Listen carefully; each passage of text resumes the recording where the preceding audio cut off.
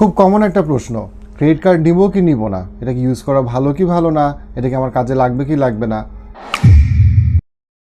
মানুষ বোকার মতো ক্রেডিট কার্ড নেয়, প্রয়োজনে অপ্রয়োজনে ইউজ করে, এবং একসময় তার যে টাকাটা নাই সেই টাকাটা সে ক্রেডিট কার্ডে জাস্ট থেকে সে টাকাটা নিয়ে নিচ্ছে।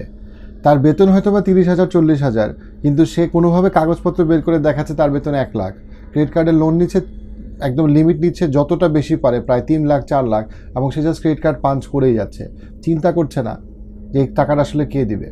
ক্রেডিট মানে কি? ক্রেডিট মানে হচ্ছে আপনি একজনের কাছ থেকে ধার নিচ্ছেন। শুধু ধার, আপনি যদি আপনার একটা ফ্রেন্ডের কাছ থেকে ধার নেন, সেটা হয়তো তাও আপনি বিনা সুদে বিনা ইন্টারেস্টে পাবেন। আর আপনি যখন একটা ব্যাংক থেকে ধার নিচ্ছেন, আপনাকে অনেক টাকা লোন দিতে হবে। এবং মানুষ সবসময় কী করে, মানুষ সবসময় মিনিমাম টাকাটা দেওয়ার চেষ্টা করে। দেখছে আপনার ব্যাংকে টাকা দিতে হবে 2 লাখ টাকা, মিনিমাম টাকার অ্যামাউন্ট হয়তো 20,000 টাকা, আপনি 20,000 টাকা দিয়ে যাচ্ছেন। একবার চিন্তাও করছে না বাকি যে 1,80,000-এর উপরে যে ইন্টারেস্টটা অ্যাড হচ্ছে সেটা আপনার জন্য কত ভয়ঙ্কর। আমি অনেক মানুষকে জানি যাদের অলরেডি ক্রেডিট কার্ড আবার একটা ক্রেডিট কার্ডের লোন শোধ করতে পারে না, এই কারণে আরেকটা ক্রেডিট কার্ড নেয়।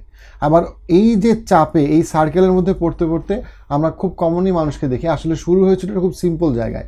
তার একটা ছোট্ট ফাইন্যান্সিয়াল ক্রাইসিস ছিল, সেই ফাইন্যান্সিয়াল ক্রাইসিসটাকে সে একটা ভুল পথে ক্রেডিট কার্ড দিয়ে নেওয়ার ক্ষেত্রে নিয়ে সলভ করতে গেছে, এবং তার মাধ্যমে তার একটা ফাইন্যান্সিয়াল হ্যাবিট তার তৈরি হয়েছে, যে হ্যাবিটের কারণে তার আজকে একটা বিরাট একটা লোন পাইল আপ করছে, এবং তার কোনো আইডিয়া নাই যে সে কীভাবে শোধ করবে। আর সবচেয়ে ভয়ঙ্কর পার্টটা কি জানেন?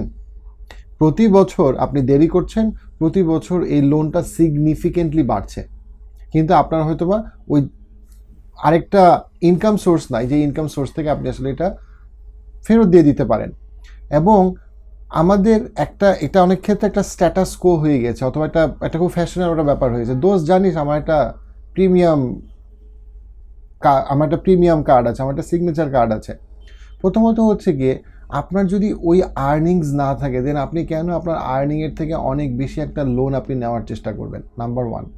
নাম্বার 2 সেটা হচ্ছে গিয়ে, আপনি যাদেরকে দেখানোর জন্য, যাদেরকে আপনি কতটা ফ্যাশনেবল, অথবা আপনি কতটা স্মার্ট, অথবা আপনি কত কিছু সেটা দেখানোর জন্য করছেন, তাদের কাছে আসলে এটা কোনো গুরুত্ব নাই, অনেক ক্ষেত্রে এটা কোনো গুরুত্ব নাই। এবং আপনি দিনের শেষে যখন লোনে পড়বেন, এই লোন ফেরত দিতে তারা কখনো আসবে না। ক্রেডিট কার্ড কি সবসময় ইউজ করা খুব বাজে বুদ্ধি? না।